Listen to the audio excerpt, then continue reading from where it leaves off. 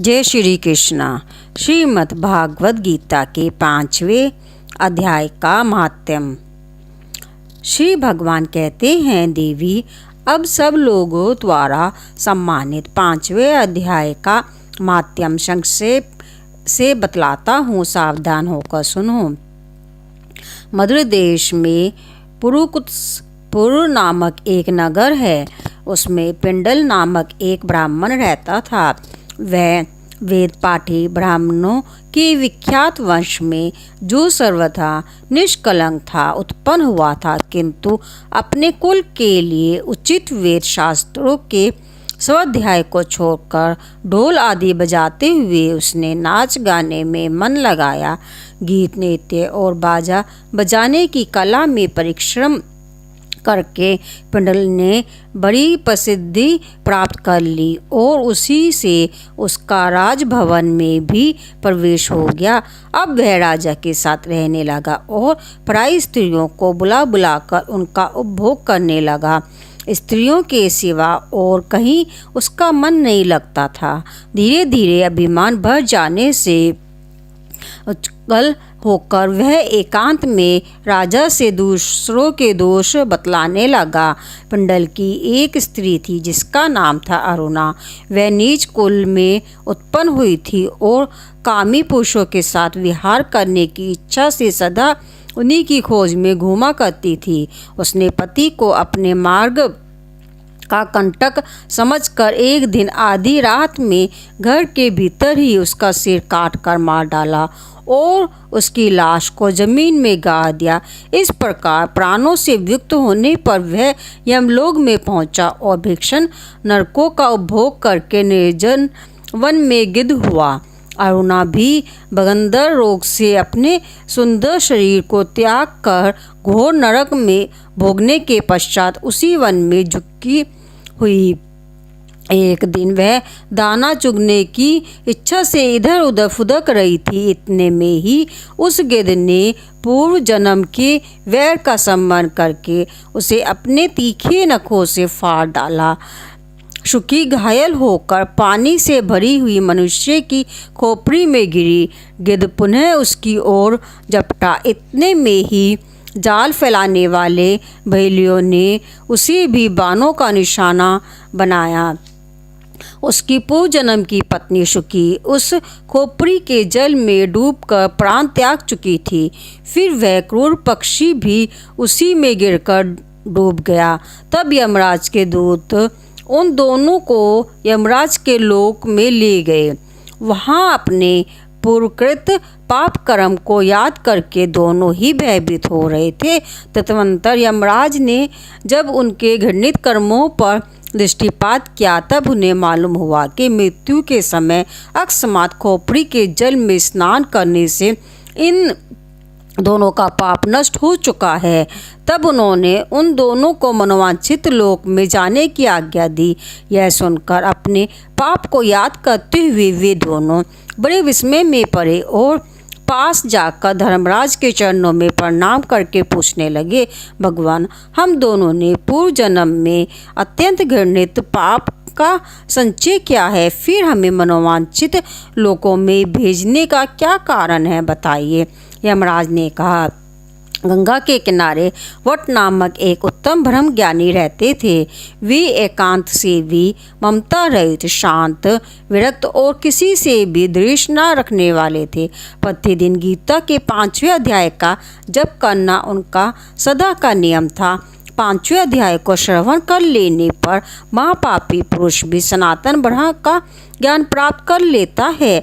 उसी पुण्य के प्रभाव से शुद्ध चित्त होकर उन्होंने अपने शरीर का परित्याग किया था। गीता के पाठ से जिनका शरीर निर्मल हो गया था, जो आत्मज्ञान प्राप्त कर चुके थे, उन्हीं महात्मा की खोपड़ी का जल पाकर तुम दोनों पवित्र हो गए हो। अतः अब तुम दोनों मनोवांछित लोकों को जाओ, क्योंकि गीता के 5वें अध्याय के माध्यम से तुम दोनों शुद्ध हो गए हो। श्री भगवान कहते हैं, सबके प्रति समान भाव रखने वाले धर्मराज के द्वारा इस प्रकार समझाए जाने पर वे दोनों बहुत प्रसन्न हुए और विमान पर बैठकर वैकुंठ धाम को चले गए। श्रीमद्भागवत गीता का 5वां अध्याय। उसके उपरांत अर्जुन ने पूछा, हे कृष्ण, आप कर्मों के संन्यास की और फिर निष्काम कर्मयोग की प्रशंसा करते हैं, इसीलिए इन दोनों में एक जो निश्चय क्या हुआ कल्याणकारक होवे उसको मेरे लिए कहिए। फिर इस प्रकार अर्जुन के पूछने पर श्री कृष्ण महाराज बोले, हे अर्जुन, कर्मों का संन्यास अर्थात मन, इंद्रियों और शरीर द्वारा होने वाला संपूर्ण कर्मों में कृतापन का त्याग और निष्काम कर्मयोग अर्थात समत्व बुद्धि से भगवत कर्मों का करना, ये दोनों ही परम कल्याण के करने वाले हैं। परंतु उन दोनों में भी कर्मों के संन्यास से निष्काम कर्मयोग साधन में सुगम होने से श्रेष्ठ है। इसलिए हे अर्जुन, जो पुरुष ना किसी से द्वेष करता है और ना किसी की आकांक्षा करता है, वह निष्काम कर्मयोगी सदा सन्यासी ही समझने योग्य है, क्योंकि राग द्वेषी रंधु से रहित हुआ पुरुष सुखपूर्वक संसार रूप बंधन से मुक्त हो जाता है। हे अर्जुन, ऊपर कहे हुए संन्यास और निष्काम कर्मयोग को मूर्ख लोग अलग अलग फल वाले कहते हैं, ना कि पंडित जन, क्योंकि दोनों में से एक में भी अच्छी प्रकार स्थित हुआ पुरुष दोनों के फलस्वरूप परमात्मा को प्राप्त होता है। ज्ञानी योगियों द्वारा जो परम धाम प्राप्त किया जाता है, निष्काम कर्मयोगियों द्वारा भी वही प्राप्त किया जाता है। इसलिए जो पुरुष ज्ञान योग और निष्काम कर्मयोग को फलस्वरूप से एक देखता है, वे ही यथार्थ देखता है। परंतु हे अर्जुन, निष्काम कर्मयोग के बिना संन्यास अर्थात मन इंद्रियों द्वारा शरीर द्वारा होने वाला संपूर्ण कर्मों में कर्तापन का त्याग प्राप्त होना कठिन है, और भगवत स्वरूप को मनन करने वाला निष्काम कर्मयोगी परम परमात्मा को शीघ्र ही प्राप्त हो जाता है। वश में क्या हुआ है शरीर, जिसके पास जितेंद्रिय और विशुद्ध अंतःकरण वाला एवं संपूर्ण प्राणियों के आत्म रूप परमात्मा में एक भाव हुआ निष्काम कर्मयोगी कर्म करता हुआ भी लिपायमान नहीं होता। ही अर्जुन, तत्व को जानने वाला संख्या योगी तो देखता हुआ, सुनता हुआ, स्पर्श करता हुआ, सूंघता हुआ, भोजन करता हुआ, गमन करता हुआ, सोता हुआ, सांस लेता हुआ, बोलता हुआ, त्यागता हुआ, ग्रहण करता हुआ तथा आँखों को खोलता हुआ और मिचता हुआ भी सब इंद्रियां अपने अपने अर्थों में बरत रही हैं, इस प्रकार समझता हुआ निसंदेह ऐसे माने कि मैं कुछ भी नहीं करता। परंतु हे अर्जुन, देहाभिमानियों द्वारा यह साधन होना कठिन है और निष्काम कर्म योग सुगम है, क्योंकि जो पुरुष सब कर्मों को परमात्मा में अर्पण करके और आसक्ति को त्याग कर कर्म करता है, वह पुरुष जल से कमल के पत्ते के सदृश पाप से लिपायमान नहीं होता। इसीलिए निष्काम कर्मयोगी ममता बुद्धि रहित केवल इंद्रिय, मन, बुद्धि और शरीर द्वारा भी आसक्ति को त्याग कर अंतःकरण की शुद्धि के लिए कर्म करते हैं। इसी से निष्काम कर्मयोगी कर्मों के फल को परमेश्वर के अर्पण करके भगवत प्राप्ति रूप शांति को प्राप्त होता है, और सकामी पुरुष फल में आसक्त हुआ कामना के द्वारा बांधता है। इसीलिए निष्काम कर्मयोग उत्तम है। हे अर्जुन, वश में है अंतःकरण, जिसके ऐसा सांख्य योग का आचरण करने वाला पुरुष तो निसंदेह न करता हुआ और न करवाता हुआ 9 द्वारों वाले शरीर रूप घर में सब कर्मों को मन से त्याग कर अर्थात इंद्रियों के अर्थों में बरतती है। ऐसी मानता वह आनंद पूर्वक सच्चिदानंद परमात्मा के स्वरूप में स्थित रहता है। परमेश्वर भी भूत प्राणियों के न तो कर्तापन और न कर्मों को तथा न कर्मों के फलों के संयोग को वास्तव में रचता है, किंतु परमात्मा से साक्षात से प्रकृति ही बरतती है, अर्थात गुण में बरत रहे हैं। सर्वव्यापी परमात्मा न किसी के पाप कर्म को और न किसी के शुभ कर्मों को भी ग्रहण करता है, किंतु माया के द्वारा ज्ञान ढका हुआ है।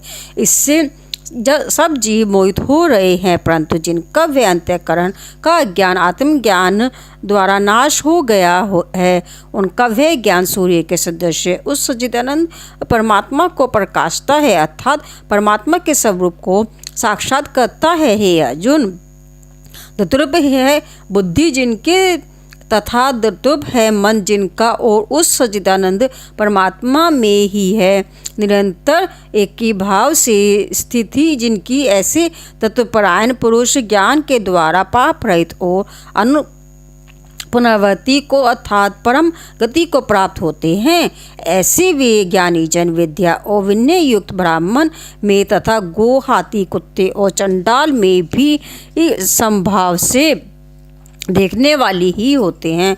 इसीलिए जिनका मन सद्भाव में स्थित है, उनके द्वारा इस जीवित अवस्था में ही संपूर्ण संसार जीत लिया गया है, अर्थात वे जीते हुए ही संसार में से मुक्त हैं, क्योंकि सच्चिदानंद परमात्मा निर्दोष और सम है।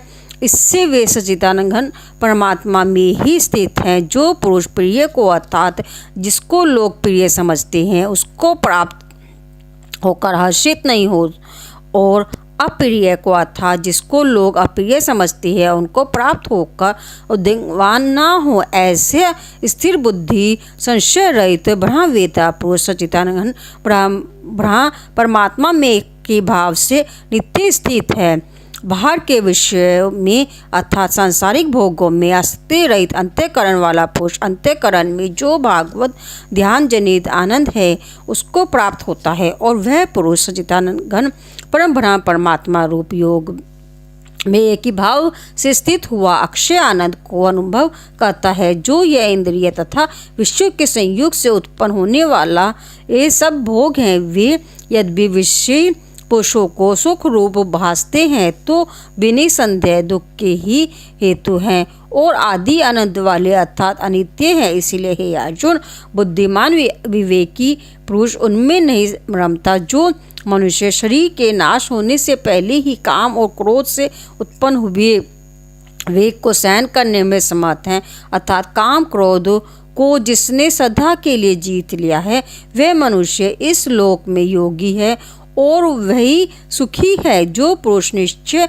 करके अंतरात्मा में ही सुख वाला है और आत्मा में ही आराम वाला है तथा जो आत्मा में ही ज्ञान वाला है, ऐसा वह सच्चिदानंद परम ब्रह्म परमात्मा के साथ एक ही भाव हुआ सांख्य योगी शांत ब्रह्म को प्राप्त होता है। नाश हो गए हैं सब पाप जिनके तथा ज्ञान करके निर्वित हो गया है संशय जिनका, और संपूर्ण भूत प्राणियों के हित में है रति जिनकी एकाग्र हुआ है भगवान के ध्यान में चित्त जिनका, ऐसे पर वेदा पुरुष शांत परम ब्रह्म को प्राप्त होते हैं।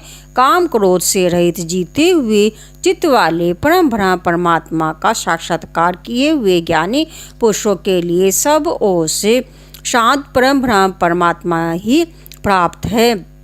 हे अर्जुन, बाहर के विषय भोगों को न चिंतन करता हुआ बाहर ही त्याग कर और नेत्रों की दृष्टि को भ्रकुटी के बीच में स्थित करके तथा नासिका में विचरने वाले प्राण और अपान वायु को सम करके जीती हुई है इंद्रियां, मन और बुद्धि जिसकी, ऐसा जो मोक्ष परायण मुनि इच्छा भय और क्रोध से रहित है वह सदा मुक्त ही है। और हे अर्जुन, मेरा भक्त मेरे को यज्ञ और तपो का भोगने वाला और संपूर्ण लोकों के ईश्वरों का भी ईश्वर तथा संपूर्ण भूत प्राणियों का सहज अर्थात स्वाद रहित प्रेमी ऐसा तत्व से जानकर शांति को प्राप्त होता है और सच्चिदानंद घन परिपूर्ण शांत ब्रह्म के सिवा उसकी दृष्टि में और कुछ भी नहीं रहता, केवल वासुदेव ही वासुदेव रह जाता है। इति श्रीमद् भागवत गीता रूपी उपनिषद एवं ब्रह्म विद्या तथा योग शास्त्र विषयक श्री कृष्ण और अर्जुन के संवाद में कर्म संन्यास योग नामक 5वां अध्याय समाप्त। श्रीमद् भागवत गीता का 5वां अध्याय समाप्त। बोलो जय श्री कृष्ण।